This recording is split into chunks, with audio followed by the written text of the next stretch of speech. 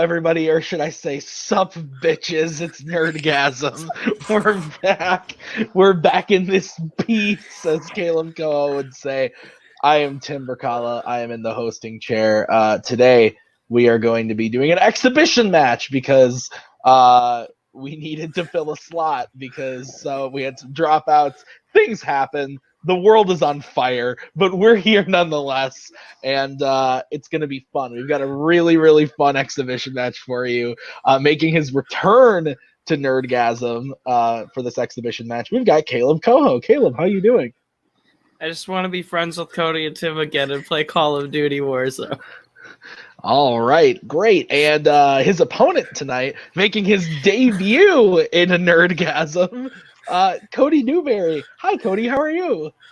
I'm great. The only reason I've never joined this league is because I don't want to fight Tim at any point, and I feel like that's where it would come to, so I stay away from this.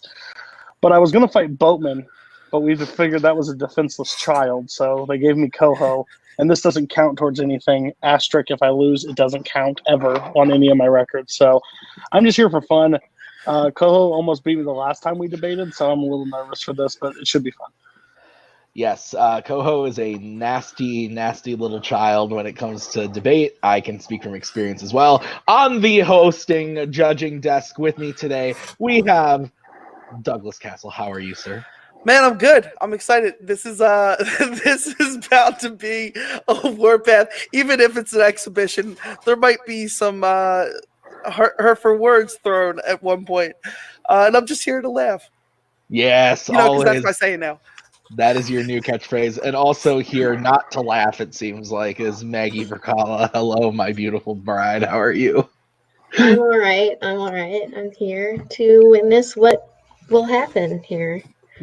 We'll see how it goes.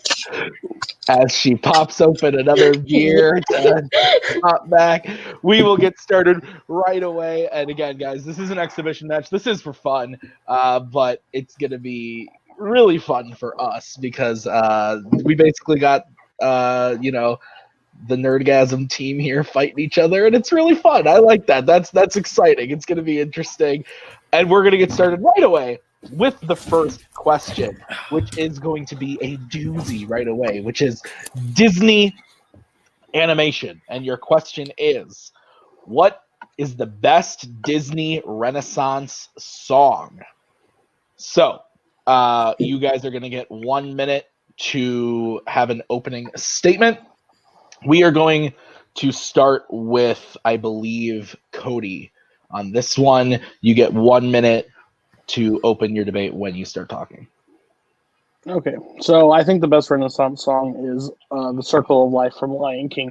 And the reason why I picked that is because all Renaissance songs have like same beats all the time. There's a sidekick song, there's an uplifting song, but this song encapsulates the movie from the start, and it has never really been redone. Even in the 2019 remake of Lion King, they still used this original towards it, added some elements, but it was still basically that song that they did because it can't be redone.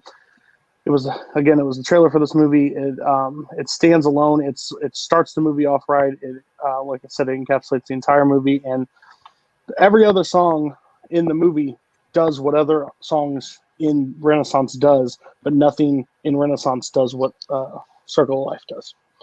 I'll explain more later. Okay. Starting or ending about 7 seconds early, but Caleb, it is your turn whenever you start talking. When I think about the best Disney Renaissance song, I think about the song that I like to turn on and sing along to, and that I really can connect with, and that I have a lot of fun just listening to on its own, as its own composition. And Friend Like Me delivers on that from Aladdin. It's Robin Williams' energy. It's the life that he brings to that song that makes it unique and different from every other song that Disney put out in the Renaissance era.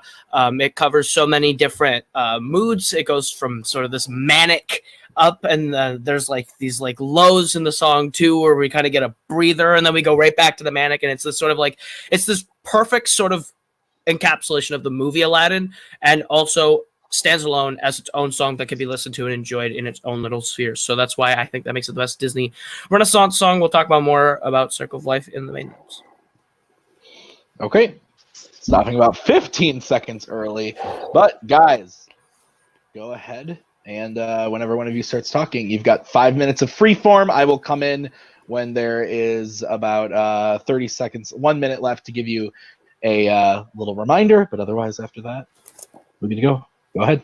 I think the main problem with Friend Like Me, it is Robin Williams. It depends on him, but like Prince Ali, and it's not the one standout song from the show. Yes, it's got the most character beats because it's Robin Williams with his comedic moments, but Prince Ali does that. But I think it's A Whole New World is the main song from Aladdin, and that's the one that's transcended. I get that you listen to it in the car, but that's really not the answer to the question. Circle of Life encapsulates the entire story, has all different beats to that story. And when you play it along with the movie, which that's how I took the question, is the best use of the song. Best song in Renaissance, it's that scene. It's that scene, that song, from the moment it breaks. And who cares if you can't sing along with it? Everybody still makes up their own lyrics to that song, and it's still fantastic, and everybody has a blast doing it. So I think Circle of Life takes it. That's exactly the problem that you brought up right now. You picked the best scene in Disney Renaissance. The song cannot be separated from the scene, and that's because that song is not the best Disney Renaissance song. The best song is the one that lives past the movie, that lives on its own as the best Disney Renaissance song. It's the song of the Disney Renaissance era. That is not Circle of Life. Circle of Life's the best scene.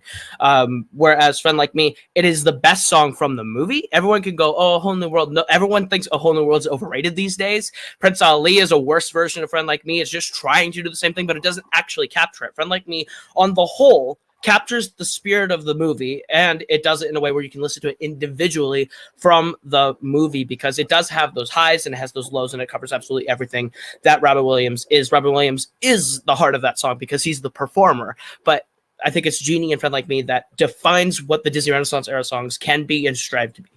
Yeah, that song is so great that they actually cast Will Smith, and he did his own rendition of that song. Now it changes for future Disney fans. The problem is your scene plays out totally different because all those little moments that he has plays with the scene. The scene makes that song what it is. The different character, the different portrayals of who Genie becomes instead of the song doesn't really play in the car because you can remember those moments, but at the end of the day, it is not without that scene. That's what makes that song even better because the animation.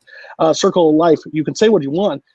It is the best scene, but it encapsulates the best song. That's why the scene is the best song. Like, it doesn't matter if this was best song we listened to from Disney Renaissance, sure, maybe you picked it. But best song from Renaissance, it goes with the movie. And Circle of Life literally tells the story of where the rise and fall of what's going to happen in the movie. And the best looking picture ever to go along with those songs for beat and how the animals react to it. It's literally the perfect song of it. And it's the perfect song. And it's not all in English. Like, that's even a better story that this is literally in Swahili. So that's like fantastic for everybody to get a culture shock for that. And it still stands today. They used it in 2019. So it's like they continued on with it. No remake, no nothing. They did remake your song. It wasn't even the same people. It was Lebo M coming back and singing a totally different version vocally. It's a different song, but they did remake it. So, but also the problem is you just did exactly what you said that was faulted on mine. You need the animation for mine? Absolutely not. But you need the animation for yours. You remember the opening sequence when you listen. You're listening and you see the antelopes running. But with mine, you can listen to it separate from the animation because the characters are voices. You don't need the physical manifestation of those characters because he says, "Life is your restaurant and I'm your maître d'," and it's a French accent. And it's a French accent. You don't need to see the French accent because Robin Williams is performing it so well. Whereas with your song, you are literally lost without the animation. You don't know what's happening. You have to remember the visuals of the animation in order for that song to even work. So you can't even separate yours from song from movie. Whereas mine, it works as the best compositional song in Disney Renaissance era. It's the defining one. I'm really confused where you heard the question and I heard the question. It was best song in Disney Renaissance. No one said you have to subtract what the movie is. The movie is a part of the song. That's the key factor of this. And your song is so great that Will Smith even changed the lyrics of your song to make it fit his character. Again, it's a Robin Williams set piece, and that's the entire thing. So when they did change up the animation, you said, "When life's your restaurant, I'm your maitre d'." He literally opens and his head's sitting there, and it's the funny moments. That's the part of this movies that you relate to. Circle of Life, you don't have to. Circle of Life, you don't have to have everybody. You can. The song plays. The words play out what the animation is. You don't need to. You can literally picture it in your mind while you're singing along with it. Circle of Life is the one that encapsulates the story. Prince Ali is a better, and A Whole New World is the song from that movie. It's the standalone. You literally just did it again. People can picture what the story is. The song's not in English. If you don't have a translation, you do not know what that song is about. It's the When story. Blinking stepped into the story. sun? It's the story of the visuals in the movie that make that song any good. The song subtracted from the movie is not good because we're arguing the best song. We're not arguing the best scene. You are arguing the best scene in Disney Renaissance because that song is the scene, but it's not the best individual song on its own because you can't enjoy it on its own.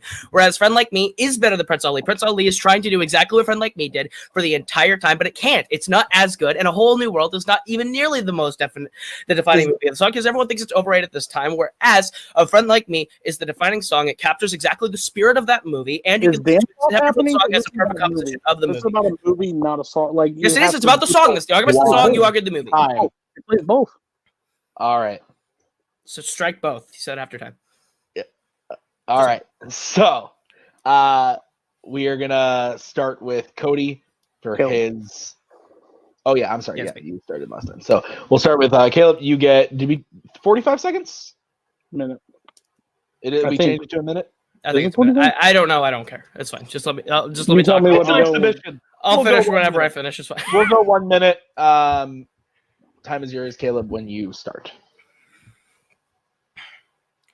Cody keeps saying that we have to keep the scene and the movie together and the song together. We're not arguing the best scene of the movie, which is what he's been doing. He's been arguing how the song and that scene is defining because it's the trailer. But the problem is you don't understand that song without the scene. It's the emotional crux of the animation and the way those animals are going to Simba that makes that song any sort of impact. Whereas Friend Like Me can be taken away. You don't need to see the head on the platter. That's a visual that helps you in the movie. But on your own, the song, you get all the emotion, all the visuals, everything you need to know about those characters within that composition and can enjoy it and sing along to it on your own time without the movie playing with it. It's the song that defines that era of Disney Renaissance because that's where it peaked. That's the moment where every Disney movie has tried to do that song again. You tried to do Hakuna Matata, you couldn't live up to Friend Like Me, stuff like that. So when it comes down to it, Friend Like Me captures Aladdin's emotional spirit and the Disney Renaissance era as a whole. You don't need the movie with it, whereas yours is the best scene, mine is the best song. 2, 1, time. Okay. Cody, minute whenever you start talking. Judges, I don't want to get twisted here. The category I picked was Disney animation, not sound scores and soundtracks. So this plays into the entire movie, and that is the best song. Song is a part of movies. His song has been done before. Guess what? Under the Sea, Be Our Guest. Those songs are those classic sidekick songs that are good. Hakuna Matata. Those are fun songs. Those are have fun moments. But guess what? He can listen to it in his car. But when you talk about the scene alone, Circle of Life is that scene that starts the movie off with a bang, gets you to see that the character of Simba and the moments that he says are not in English. Most of the song is in English, and when you see Simba get raised with that song behind it, it's just an amazing visual. It's one that they didn't. If they changed a little bit, they didn't change much of it. Friend Like Me literally was changed for Will Smith to sing, so the song can be changed or redid. Circle of Life stays true throughout the entire song, and it's the one that stands out. Whole New World is the song from Aladdin that people will stand up, not Friend Like Me. 2, Animation's important. 1. Pens down. Whatever. We just did trivia. It's fine. You know what I meant. Okay, we're gonna bring in the judges here. I'm gonna start off.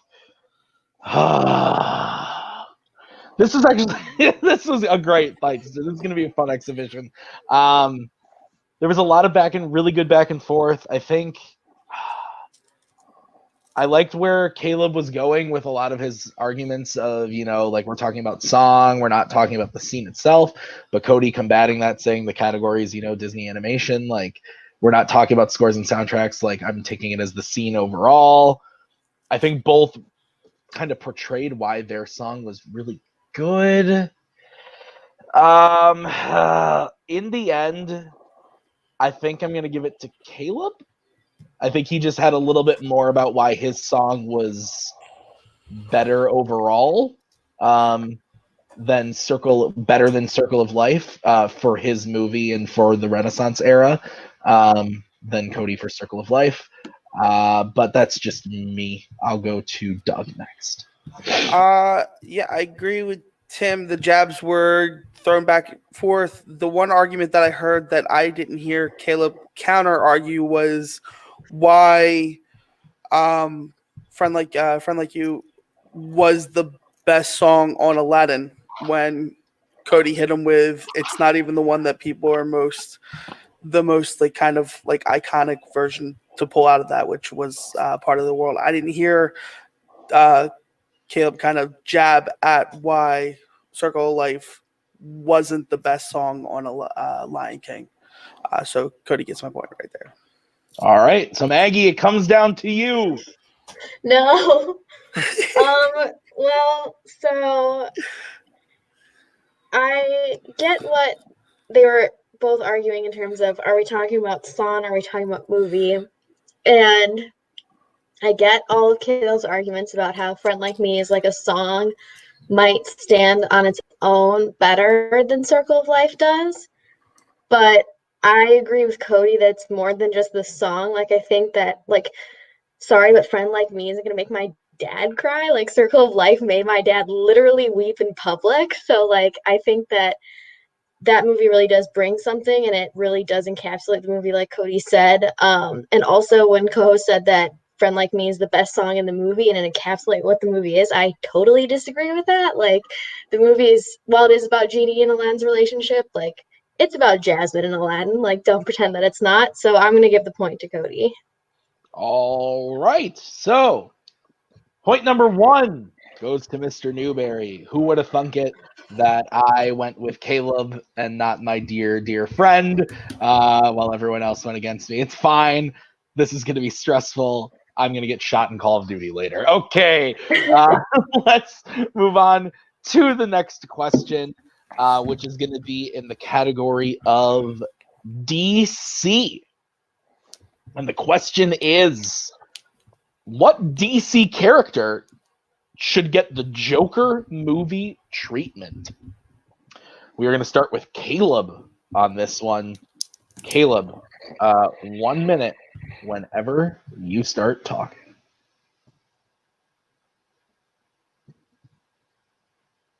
I think if we're going to tackle another DC movie villain, we got to go in a different direction than the Joker. We've already gotten our street level gritty crime psychopath that's taken over to their level. I want to do a different aspect of DC villainry and make them the subject, the portrait of this character portrayal. And that's why I chose Lex Luthor. I think if you did an Aaron Sorkin Social Network-esque white collar crime movie with Lex Luthor, it could be completely or entirely compelling, especially when the villain of the movie is an all-powerful super alien from space that is trying to win the public's perception of being a hero, and having Lex Luthor be the only person standing against that, I think is a really cool idea. That in because on a comic book movie character level, Lex Luthor in any other story is the hero except for Superman's, and so tackling that idea of those two minds meeting in this sort of white collar crime Aaron Sorkin-esque drama depiction of a businessman like Lex Luthor and the mastermind manipulator that he is would be an incredibly compelling film that I would love to see. 2, 1. Okay. We are going to move over to Cody. 1 minute whenever you start talking. So I went with the Riddler. I think the Riddler, not to stay in the same Batman genre, I just think the Riddler has never really been done to its fullest on screen. And to start as a scientist that kind of gets like undercut and kind of made into the crazy guy he is. And it could be kind of like a horror type movie, like a, not, I wouldn't say like a Saw type thing, but like certain traps that you have to solve, like the riddle and stuff. And it doesn't have to involve Batman. It could be involve like local police officer stuff like that. I think that'd be a really interesting take on like a Batman villain. And not as zany as Jim Carrey, but let's have him fun, but treat him like the actual scientist and like genius that he honestly is. And I think that would go over really well. Again, I don't have Sorkin right in mind, but I don't care who writes it. I just think the overall plot of it would make sense because that's a character that we need to see. Yeah. Okay. All right. So the Riddler versus Lex Luthor movie. Guys, 5 minutes of freeform. I'll come in to cut you off at 1 minute whenever you guys start.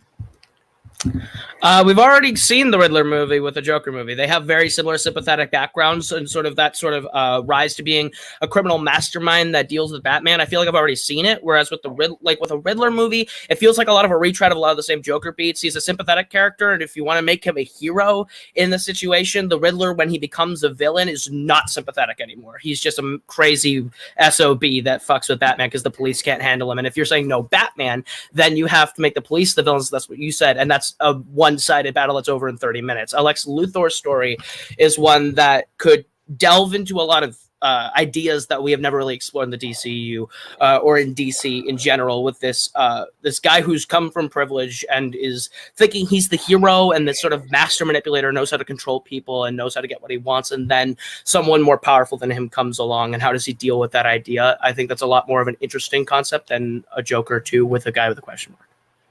I mean, yeah, you can say it's Joker too, but Joker is literally, seen as the crazy clown, and you can get what you want.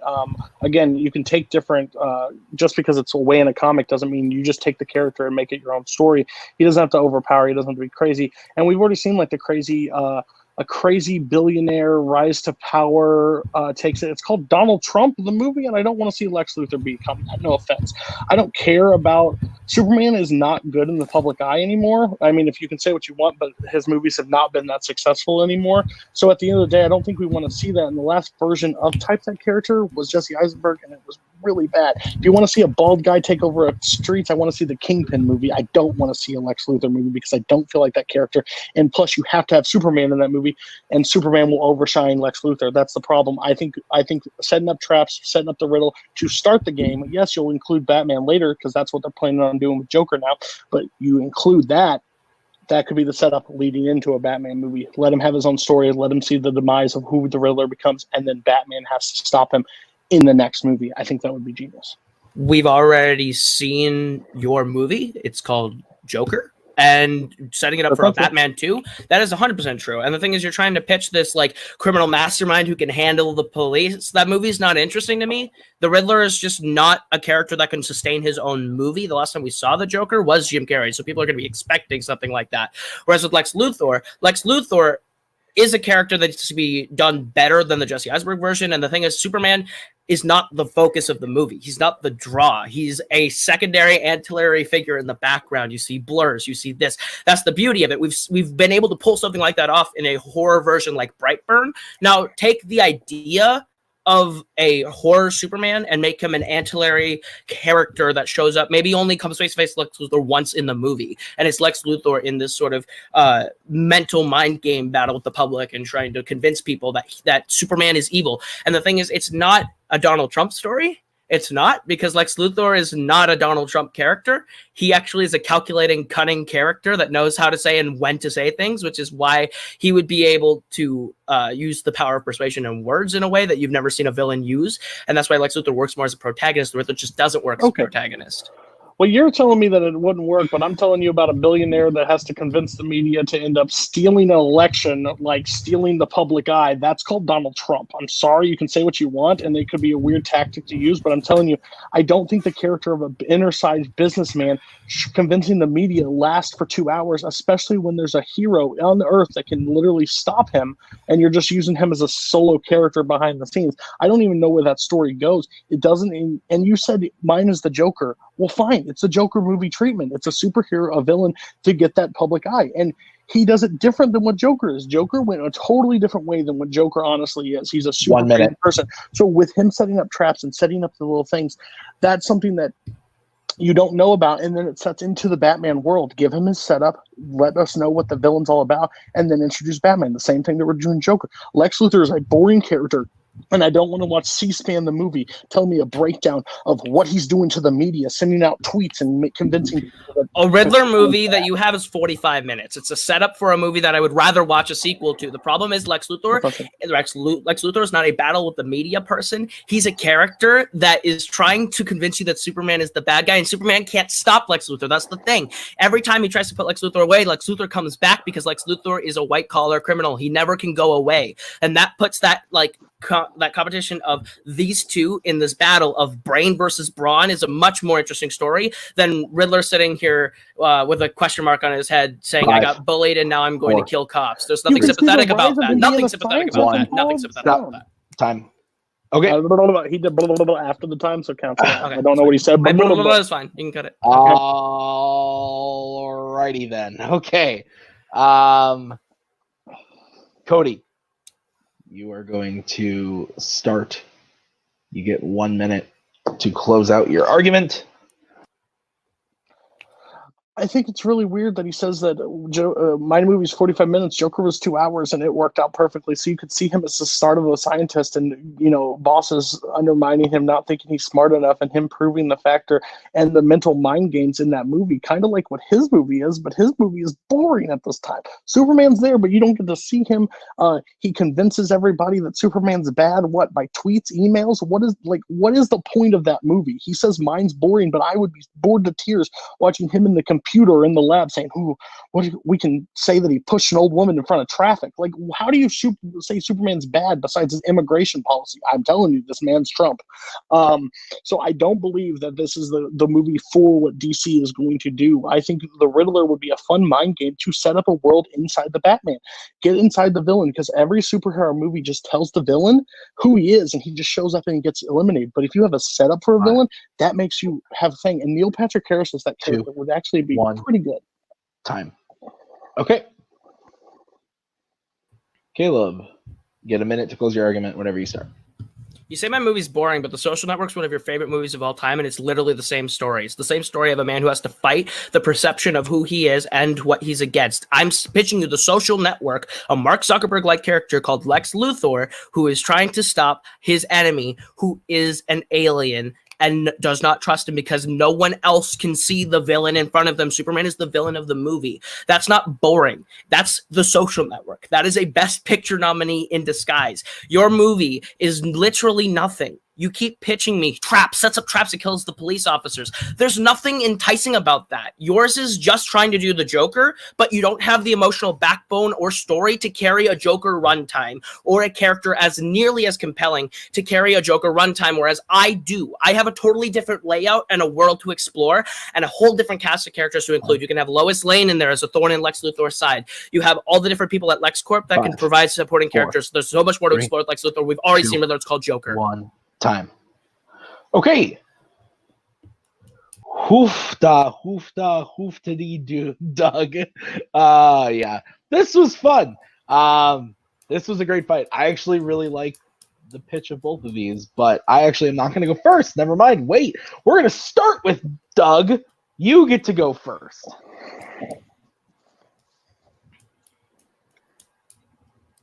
I can't hear Doug. You're muted. Oh, you're muted, my brother. That's a great start. I'm actually interested in the Social Network Lex Luthor movie, especially since we have Jesse Eisenberg already in the DC universe. But no, I think both pitched a really excellent movie. Coming down to it, it was super thin. I think I'm going to go with Lex Luthor. I think it sounds interesting. The Riddler aspect I get, but I didn't get much of a plot or where we would go with it, other than it'd be a great setup for a sequel. Okay, so 1 point for Caleb there. Maggie, where are you going on this one? Yeah, so I'm also going to go with Lex Luthor because I think that Caleb's argument that really we've already seen a movie where one of Batman's villains is like a normal person and then somehow falls into depression because society is the worst. And I'm really not interested in seeing that movie again. And there weren't a whole lot of other things provided that made me interested in that movie of how it would be different from Joker, where I think that Lex Luthor can really exist in his own movie independent of Superman, where I'm not sure that Riddler would be able to do that.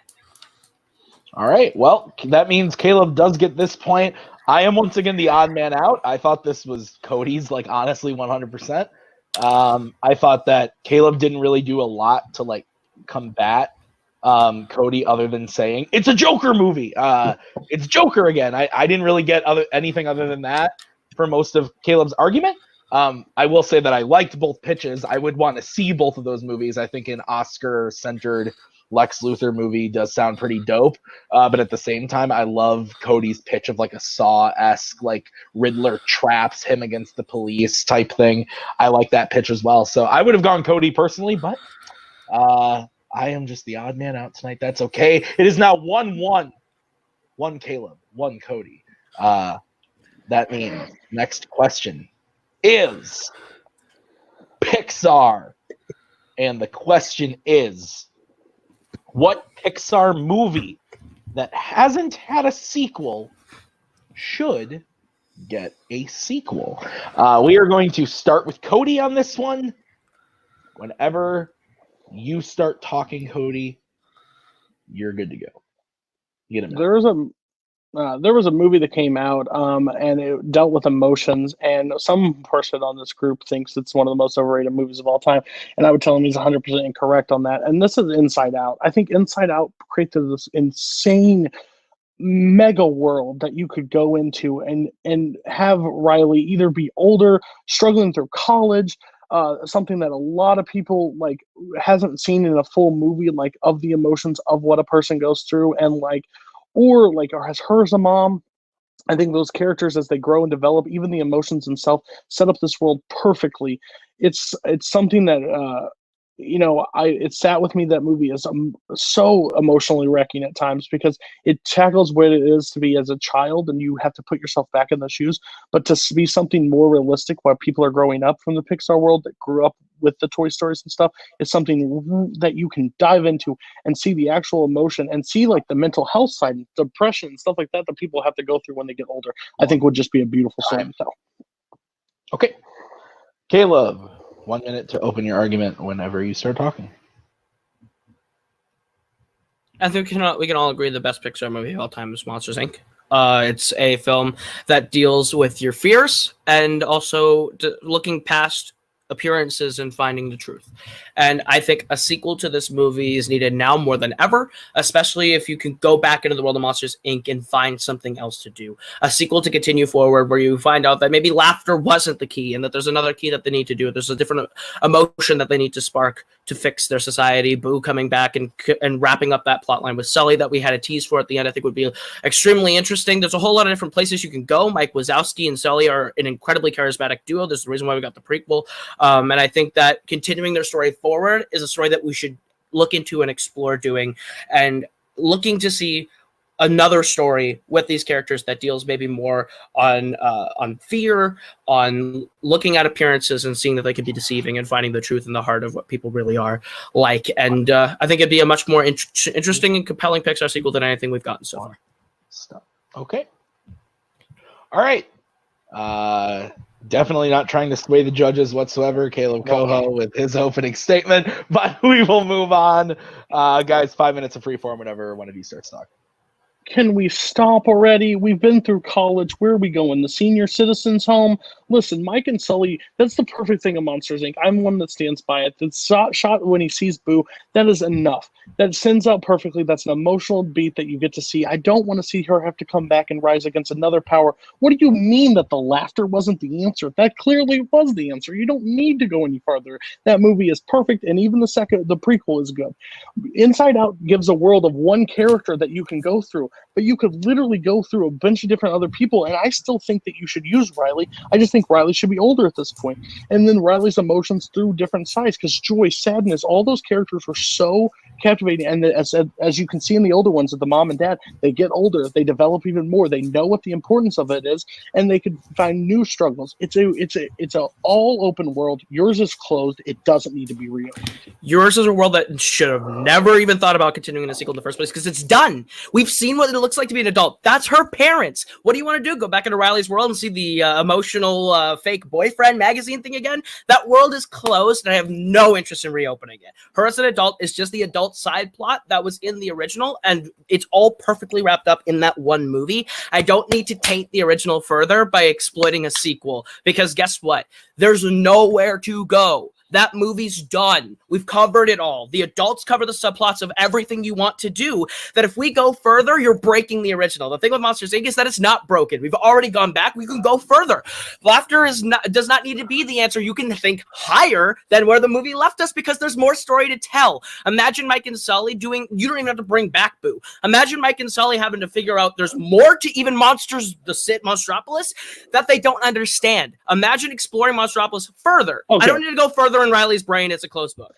Well, what you're saying, that's fine. You get those small bits of the mom, but you don't get to see. I think the college life would be something very interesting to see. Somebody struggles with the emotional things, friendships that they don't really get to develop. She had to move, but I'm thinking that's a moment that you think. And you're literally just changing the plot point to make your things movie. Maybe Happiness isn't. What, did they become a murder mystery squad and go around and finding out mysteries of Monsters Metropolis? That sounds stupid. They finished off the sequel perfectly. They finished off the prequel. The movie ended in this that emotional mode that Boo is in safe and he sees her okay finally, and that's fine enough. Those characters are done and that story is perfect. You don't want to go through it. What you want to create is Cars 3, something that's unnecessary, something that just adds on to it, when you can literally have Inside Out and have way more emotional moments than just when she was a kid. You want to do something worse and make Cars 2 with Inside Out because the post-credit scene showed her in college. The post-credit scene we've already grown up with her through all those little quick cuts.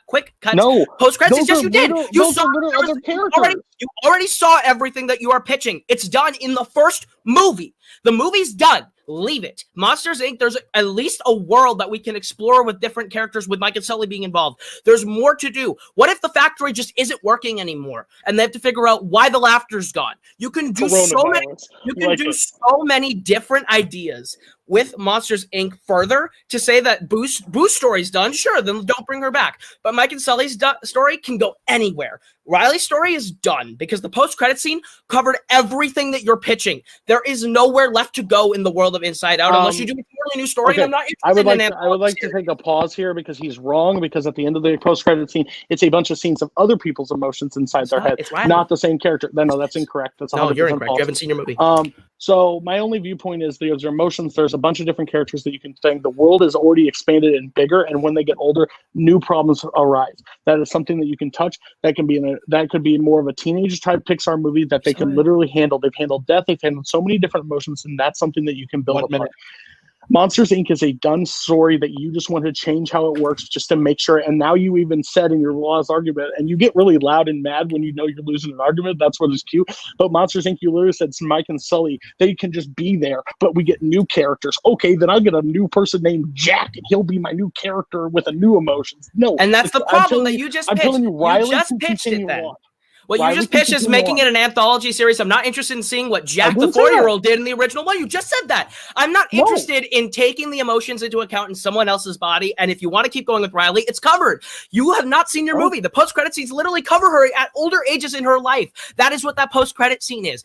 I'm not, and you throw barbs whenever you know you're lying. But the thing is, Monsters, Inc., Boo's story's done. That's how that movie ends. But you can use Mike and Sully in further ways. They're thinking of even doing a TV show continuation on Disney Plus. I want to see the feature film continuation of Monsters, Inc., where they have to deal with the factory. What if the factory's broken? What if there's something else going on in the monster world? Fixing people? What the hell, Because they are the ones that we care about. Riley's story's over. Grow up, Cody. Grow up.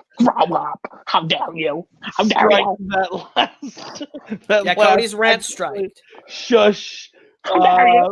Everybody quiet. All right. We're going to start with Kaleb on this, if I'm not mistaken.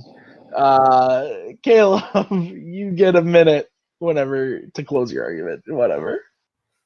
Cody can sit here and say, we could jump to different periods of time and watch what happens with Riley's emotions. But the fact is, you're retreading the original then. You're just going back to the well of doing the original again with the same scenarios and all sorts of different different conflicts that we've already covered. The entire movie of Inside Out spans one section of her life in the main runtime, and the post-credit scene gives you insights to what each part is. The parents already cover what it looks like to be an adult. I don't need a full movie of that mundane scene. The thing is, Monsters, Inc. ended Boo's story. So if you want to take Boo out of it, that's fine. But Monsters, Inc. 2 can follow Mike and Sully doing any number of things. You can go back and explore the idea that people don't look like fear is not the thing that we need to hold on to, and that we should not be afraid of differences or what other people look like. You can explore that in Monsters Inc. I think that's a movie that we really need right now. I think you could do so much more with Mike and Sully. Like what if the laughter stops working? I know I've said that before, but imagine if you go into that concept and they have to find a new solution, or someone's tampering with the laughter. The thing is, Inside Out story is written and done. There's more places to go with Monsters Inc. Time. Okay. Oh God. No. Okay.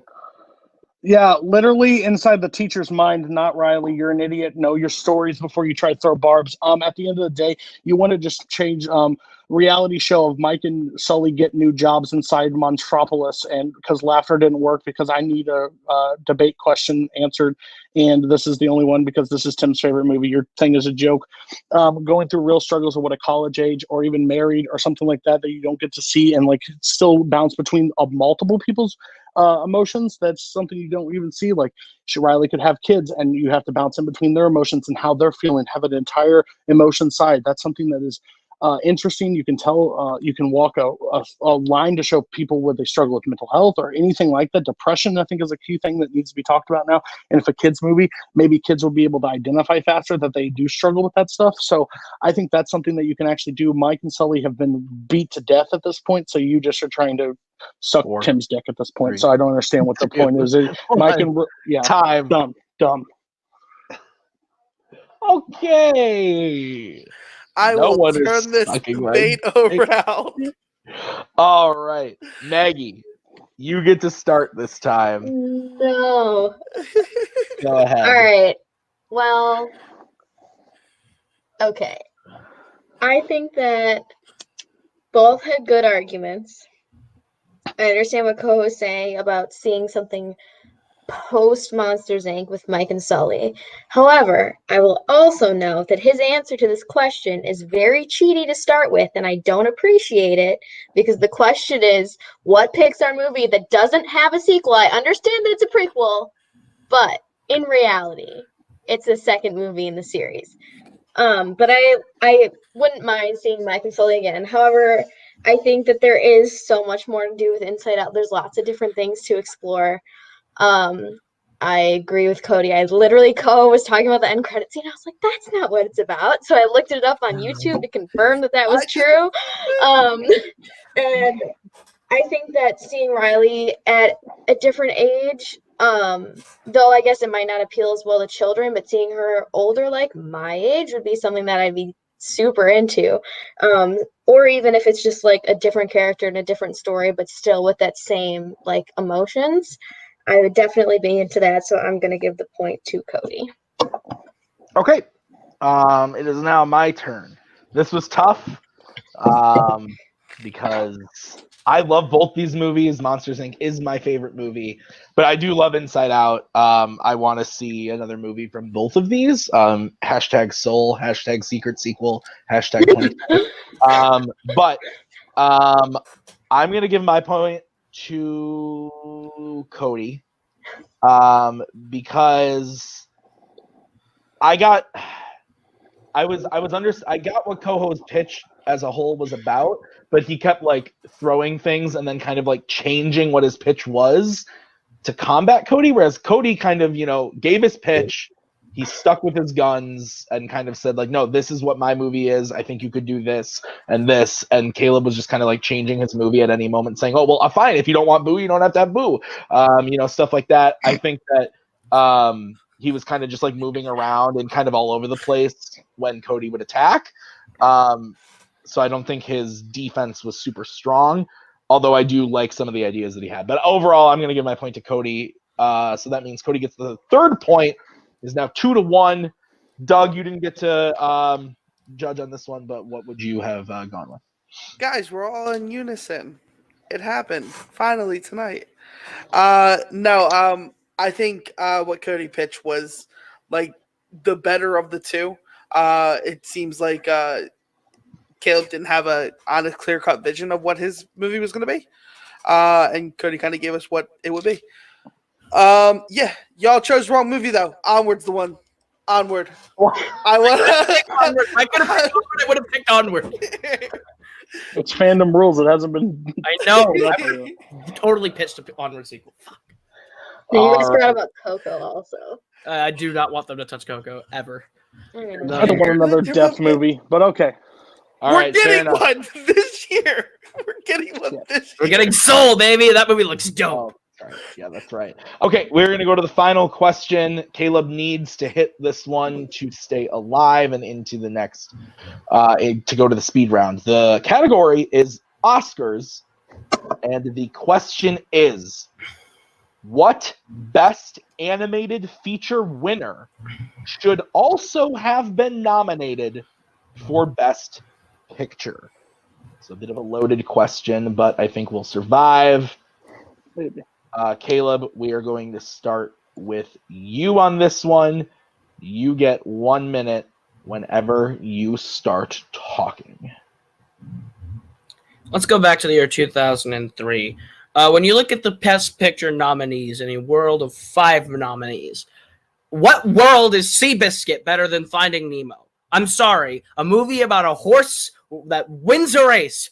Whoopee! It beat the emotionally powerful and resonant story of Finding Nemo, a story that deals with protective parents, learning to let go and trust your kids, as well as the kid learning to trust your parent. There is something in that movie for everyone, as well as a full, entirely colorful world of characters, and the actual journey that they go on. The physical journey and the emotional one is super powerful and emotionally resonant to watch and enjoy. It's infinitely rewatchable to see Albert Brooks' performance as Marlin, as well as Ellen DeGeneres' story, and that trip that they go on to find Nemo, while Nemo is finding himself in the fish tank, and Marlin finds himself off as well along the way in Dory. It's a movie about self-discovery and learning how to be okay with the unpredictable. And I think Finding Nemo has so much more to say in that time than Seabiscuit. Time. Okay. Cody, you now get 1 minute to open your argument whenever you start talking. So you can call it what you want. You can call it a cheap punch. You can call it any way you would like. Mine has 10 nominations. The year I picked selected only 8. So that means 2 movies got missed out on because of those, just because. And mine would be Spider-Man Into the Spider-Verse, arguably the best comic book movie to come out that year. You can debate the Avengers, I get it. But Black Panther was nominated over this one. Also, Vice and Green Book and Bohemian Rhapsody. All those movies are good. Don't get me wrong, I like those. But Spider-Verse is something that has never been done before. Brought a comic book actually to life, threw it on screen, and made people fall in love. It told a very important story. It told a superhero of color and the rise and all the different superheroes. Oh, so close. All right. You both get 5 minutes of freeform whenever one of you starts talking. Okie dokie. So you tried to take one of my favorite movies in Spider-Verse series against me. I'm going to tell you, you're wrong. Spider-Man Into the Spider-Verse as a film is a fun film. It's a good story. There's nothing special in the story of Spider-Man Into the Spider-Verse to make it more emotionally relevant or powerful at the time than Green Book, which is about racial divides, or than Bohemian Rhapsody, which is about a homosexual pop star and what is the importance of coming out and being okay with who you are, and Vice, which is about the dangers of political power. All those movies important in that year. Problem with Spider-Verse, there's nothing special about Spider-Man Into the Spider-Verse that you haven't already seen in the MCU Spider-Man or in any other superhero movie. Every theme and trope touched upon in Spider-Verse has been done. No one is yet to replicate Finding Nemo as accurately as Finding Nemo. I think it's weird. You can say what you want, but please tell me why it couldn't have filled one of those other spots. Why it couldn't have been nominated. That's a problem with the Academy itself. It does tell a beautiful story. It tells a story of uplift. And sorry, you can say whatever MCU say. This is the first one of a Spider-Man to take the Miles Morales approach and to deal with the life of that kid trying to find himself in this world with other characters that possess the same power as him and not understanding why his life is, and to have his uncle betray him. It's something beautiful that you don't see, and it's literally does. The movie is not just its story alone, it's like how you put it on screen. And the Roma got it basically for cinematography. So I'm telling you, the way they brought a comic book to life is beautiful. Finding Nemo is a fine movie, but those 5 movies were good for the time that they came out. Yeah, Seabex hasn't aged well, but that is a great sports story about horse racing. You don't like horse racing, and that's fine. You don't have to like horse You racing. don't like Black Panther, and that's fine. You don't like Black Panther. You cannot tell me why Spider-Verse did not deserve a nomination that year when there's 10 spots and 8 got taken. You can't tell me. You don't like Vice or Black Panther. That's fine. I think Seabiscuit did not deserve the spot, period. It's not a movie that should be in there over a powerful movie about family and emotion. Your movie has been done before. That's the problem. They have best animated feature for movies that are animated that look beautiful. That's why it won. But as the best movie of the year, no, it was not nominated for Best Movie of the Year because it didn't deserve it, Cody. Just accept that. There was nothing special about the story, and the visual storytelling is why it won animated feature. The thing about Finding Nemo is that the story itself was better than 3 of the 5 Best Picture nominees that year. That's the difference between our movies. So can you tell me what Black Panther does completely different than what Spider-Verse does? Because I'm telling you, Spider-Verse tells a beautiful story. And just because maybe you didn't like it as much, I don't think you've ever seen Seabiscuit. I can guarantee that. You're just picking the one movie that's weak on that list because you also haven't seen Return of the King. You have no clue what those movies are. The overall movie of Spider-Verse is a picture of a comic book bringing to life with the emotional elements of him struggling through the worlds of learning superpowers. It doesn't have to be an original story. It doesn't have to be an original story. Bohemian Rhapsody was about Freddie Mercury, but a lip sync performance from Rami Malek doesn't mean you get Oscars. Argue why it shouldn't have won Best Actor then, Cody. The thing is, that's not the question. Okay, too bad. Then why are you arguing it shouldn't have been nominated for Best Picture? That's not the question either. The problem with Spider-Verse is that it's been done. That movie is Spider-Man. That is the 8th version of Spider-Man, and it covers the same things that Peter Parker's origins have been done. They changed the character's name and his situation, but it's the same origin story. That's all it is. And the animation's beautiful. That's why it wins Best Animated Feature. But yes, so same reason Finding Nemo won. Black Panther is The Lion King. I don't know what you're telling me. Guess what? Stories get redone. And the same year, the year prior, or the year is Stars Born is there. And that's a remake, and it got nominated. So you're telling me it does nothing original, but that movie gets nominated and my movie doesn't because it's the 8th Spider-Man movie? That makes no sense. It tells a brand new portrayal of Spider-Man with brand new characters, with changing a way that you've never seen. You've never seen multiple Spider-Mans and a multiverse that's changed in. You're using it and grabbing at straws because you think you don't know how to combat it. Your movie is literally a good story of animation, but there are 5 strong nominees, and there was only 5, and animated feature only came out that previous years. So they gave it to it. The Academy wasn't ready. This is up to 10. 8 got nominated. Mine did not. Tell me why you can't. Because it's not one of the 10 best movies of the year. You're just too ignorant to accept it. All the movies nominated are more important than Spider-Verse. My movie is still important to this day. The most emotionally relevant movie that was made that year. Better than 3 of the nominees, and they didn't nominate it because it was animated. That's the problem. Yours wasn't nominated because it's the 8th story. What's the problem with Seabiscuit? What's the problem with Seabiscuit? Is literally the 8th. Seabiscuit is a by-the-numbers movie. Mine is not. Mine literally got a screenplay nomination because of the story, and the entire movie. What's wrong with Seabiscuit? What's wrong with Seabiscuit? You don't know. You never seen it. Time. You've never seen it. I already made the point. You're trying to divert my argument. Time. Okay. Cody, you get to start on this. Start on closing it out. 1 minute whenever you start talking. I'm just saying there's 10 spots, 8 nominations at 1 Best Animated Feature. It could clearly have been put in that spot. He's saying that it's because it's a remake. Well, guess what? Star is Born was nominated. It was a jukebox musical like Bohemian Rhapsody. Well, those have been done before. There's millions of other ones. The problem is that he has an entire list of movies that he's never seen. He's just grasping at the weakest one because he knows Seabiscuit's about a horse. That's basically all it says. Finding Nemo has a story, but guess what? Pixar has done those stories numerous times. And yes, Finding Nemo is a beautiful one, but I don't think it deserves it over any of the other ones. There was only 5 nominees, and that one clearly deserved it. Seabiscuit, Mystic River, Master and Commander, Lost in Translation, and Lord of the Rings: Return of the King, 4 movies that he's probably never watched before. Those are great movies that year. That encapsulates the year. I think that's fine. But when you have 8 nominations and you can have 10, the movie that won Best Animated Feature was good enough to win that category. It could clearly win. It could clearly get nominated in Best Picture. 5, that is a deserved award. It tells its story. 3, it doesn't matter if it's a remake. 2, it's a good story. 1 time. Okay. Kaleb, 1 minute whenever you start talking. So in Cody Newberry's eyes, the definitive year of 2003 is 2 action epics, one that ends a franchise, by the numbers sports movie, and Lost in Translation, which is a beautiful picture of depression and mundanity. That's why I'm arguing that Finding Nemo belongs with Lost in Translation and Return of the King in there.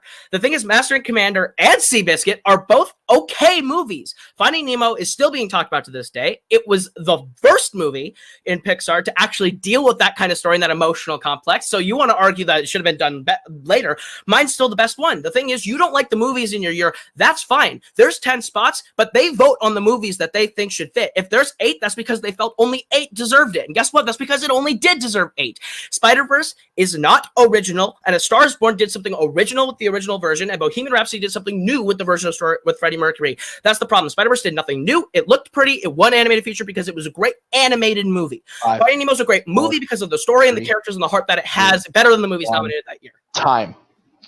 Okay, boys and girls.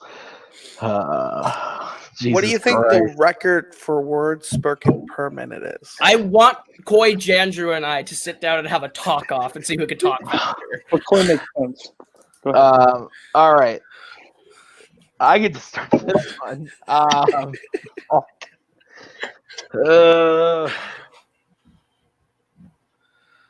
Shit.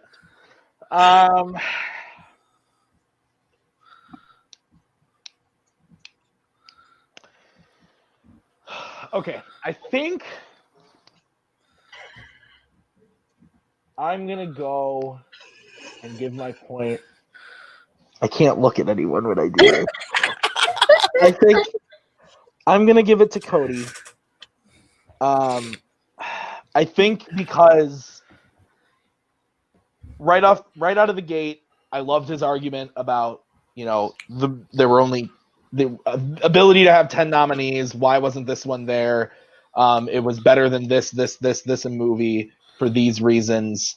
Kaleb had a lot to say about, you know, Seabiscuit and why it was a by the numbers sports movie, and that's why Nemo should have been in there, but didn't really get to those other things at the end. I think Caleb's closing was really, really strong, but he didn't really give me enough during the main round to sway him. Cody kind of came out right away and never really like backed down, gave a lot of good reasons for Spider-Verse, you know, combating with the, oh, it's been, you know, done so many times already. Well, so has, you know, other things there. Yeah. So I'm gonna give mine to Cody. Doug, has the deciding factor been you yet? I don't think it has. Yeah, we'll go to you next. We'll just stay in the order. We'll give it to you next. You go.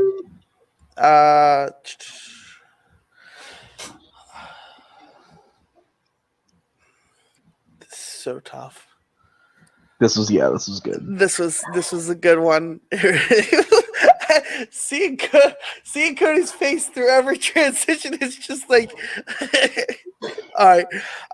No, all right. So I get what Koho was going for when it came down to it didn't deserve the spot, and that's why they only gave it to 8 nominations, but he didn't elaborate it on enough. I think that was a really strong point that Cody came out right from the beginning. You have 10 slots. Why not give it to the, you know, it won Best Animated Feature. It means it definitely should have gotten a slot. This is the problem with the Academy too. If you're not going to use all 10 spots, why have them? So I that argument was just so hard to combat for me. My point goes to Cody. All right. So with that, your winner is Cody Newberry in a very close match. Maggie, your point did not count on this one. Where would you have gone? I don't know. I was going to decide in the moment, I guess, but I had not decided. The problem is that I haven't seen any of the other 2004 nominees other than Lord of the Rings, which makes it really hard. Where like whenever 2 years ago that Spider-Verse was, I saw all of the Best Picture nominees, which makes it really hard for me. And like without to decide that without like my own biases coming in. Plus, Koho said something about their Nemo being the most emotional movie that year, and then I was like, yeah, bro, you didn't see Return of the King, did you? And that is a thing, but I don't know. It doesn't matter. So. All right. Well, Maggie refusing to vote for someone. Very interesting. Kaleb, I think the best thing to come out of this match altogether will be the fact that Kaleb Koho had to say there's nothing special about Spider-Man Into the Spider-Verse. By far, probably the words that will be on his tombstone when the coronavirus takes us all. But that's besides the point. Guys, this was a great match. This was a fun exhibition. Kaleb, you did not win this exhibition, but did you have fun? Did you? No, I love fighting Cody, but I have to say something. I can't believe Cody Newberry won a round without attacking my movie once. That's got to be a record. He attacked whether I'd seen movies, never once said anything wrong about Finding Nemo. So I have to applaud the man for that shit. That was good. But there's a reason why Cody's the best. Every time we fight, he finds a new way to fuck me, and it sucks because I always bring my A game, and this guy finds a way to loophole me into beating me, and I hate it. It's why he's gonna be my favorite debater to fight every time. I have to change the way I fight every time because of Cody. But yeah, no, that was a great fight. I had fun, and I want to play Call of Duty Warzone, and all of this cooled down by killing people online. Fair enough. Cody, how do you feel about winning this exhibition match? I mean, I didn't really have to attack Finding Nemo because I think it's good, but I just basically used the nominees as the weight because I knew you hadn't watched them. And I loved how you described Lost in Translation because you were able to I think that's the one you have seen because you actually gave words about it. The rest you saw nothing. I bullshitted absolutely every word about every nominee that wasn't in there. When I got first pick and picked Spider-Verse, I knew it was an uphill battle for him because I think it's like his second favorite. My second favorite movie ever. Yeah, so I knew I was pretty much in the driver's seat, and I knew there was only 8 nominees that year. So I was like, please tell me why it doesn't deserve at least one spot. That's rude. And then he said there's nothing original. That was funny. No, I had a lot of fun. I do like it. I don't like it because it made me nervous near the end. I was like, I haven't done this in a while. What's going to happen? But no, Kaleb gets so fiery and so fun to just piss off. So it was beautiful to watch. But next time, Sonic, next time. So it was fun. I can't wait for the next time we play. Well, maybe we should make this a either annual or semi-annual event, the Cody versus Kaleb exhibition match. Let's not make this a semi-annual event, please. Maybe next time we'll do a themed one. We'll do an all Disney fight or something like that. I don't know. That would be fun. But Maggie, any final words on the match? This was stressful. Let's not do it again, or just don't invite me next time. At Maggie, I agree. Retweet. Don't invite me either. And Doug, what about you? I'm retweeting what Maggie said because this was super stressful. We gotta get Robert in here, who is so. Let Robert play Cody. I'll watch that. Robert is an active competitor in the current title picture. He cannot play right now in an exhibition, but in the 6 future, months, let him play. No, Cody. I'm saying judging, not playing. I want Cody to fucking fight Robert. That'd be fun.